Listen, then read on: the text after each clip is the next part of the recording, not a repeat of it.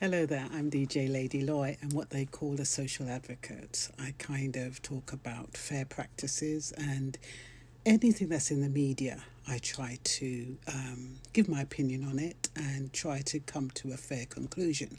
So today I wanted to talk about the Grammys. So I've written my draft and I'm going to read from my script because it's the safest thing for me to do when I'm on radio or when I'm on TikTok. So, welcome and thank you for listening. Like I said, I'm DJ Lady Loy, a voice of fairness for the community, what some people call a social advocate. I promote new music and genres on the Roller Coaster Show every Saturday between 7 and 9, and that's on Gold Standard Radio. And tonight, I'm examining a question that has followed the Grammy Awards for years. Is the voting process truly fair? And who, if anyone, has the power to influence it? The Grammys are marketed as the highest honour in the music industry, but multiple allegations, internal disputes, and public criticisms have raised doubts about transparency, impartiality, and accountability. This is an investigation into the concerns, the facts, and the reforms that could rebuild public trust. The Academy and its power. The Recording Academy, a non profit organisation based in the United States, oversees the Grammy Awards. Its influence is enormous. A nomination can increase sales, boost careers, and change the trajectory of an artist's life. For decades, artists have assumed the Grammys process was straightforward. Members vote, the most voted artists win, and excellence rises to the top. But behind the stage doors, the reality has often been more complicated. In 2020, the Academy's then CEO, Deborah Dugan, made headlines after raising concerns about conflicts of interest and opaque decision making inside the organisation. Her claims sparked worldwide conversation not because they proved corruption, the Academy disputed them, but because they confirmed what many artists had suspected. The public had very little insight into how the Grammys really worked. Her allegations centered on limited transparency around certain nomination stages. Potential conflicts of interest with individuals involved in the process had professional ties to the nominees. The influence of small committees over final shortlists. Whether or not every claim was accurate. And incidents shattered this perception that the Grammys' internal systems were beyond scrutiny. For years, one of the most controversial elements of the Grammys was the use of anonymous review committees, small groups that had power to override or alter the initial results of wider member voting.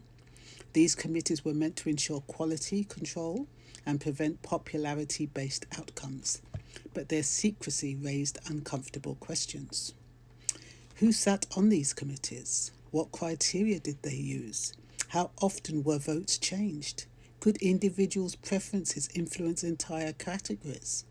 The lack of visibility fueled public suspicion and artist frustration, especially when popular, critically acclaimed work was absent from nomination lists. A high profile artist began sharing their concerns publicly.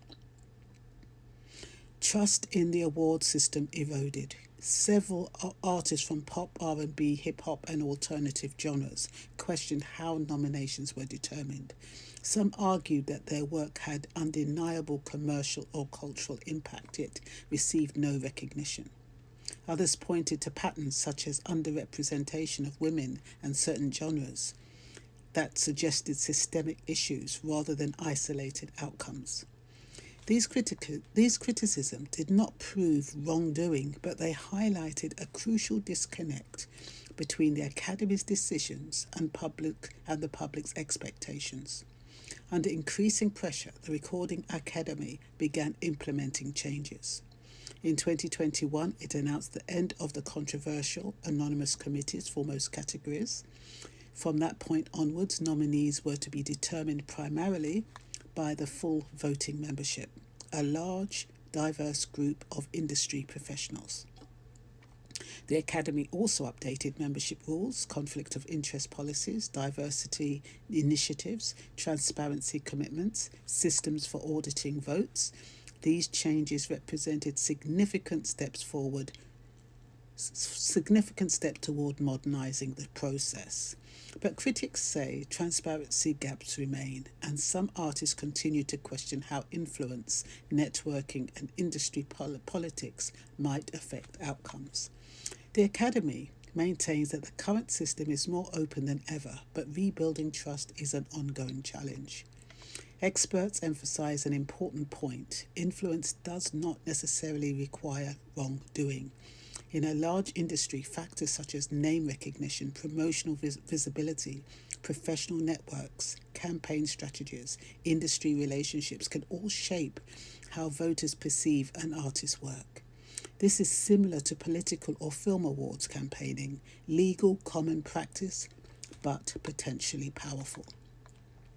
And while these are not forms of corruption, they do raise concerns about whether smaller, independent or emerging artists can compete fairly. When audiences lose confidence in award systems, the damage spreads widely. Artists question the value of participating. Fans disengage. The prestige of the awards risk diminishing. For new talent, the musicians who rely on recognition to secure contracts or funding, and there's uncertainty around fairness, can shape entire careers. The Grammy brand depends not just on tradition, but on credibility. Without trust, the badge loses meaning. Experts in governance, ethics, and arts administration identify several steps that could strengthen trust and ensure fairness. 1. Full transparency, clear explanation on how votes are counted, how conflicts are handled, how nominations are finalised. Strong enforceable conflict of interest rules. External auditing, broader, more diverse voting membership, i.e. ensuring voters reflect the range of genres, demographics and cultures represented in modern music. Public reporting. The Grammys occupy a powerful place in global culture.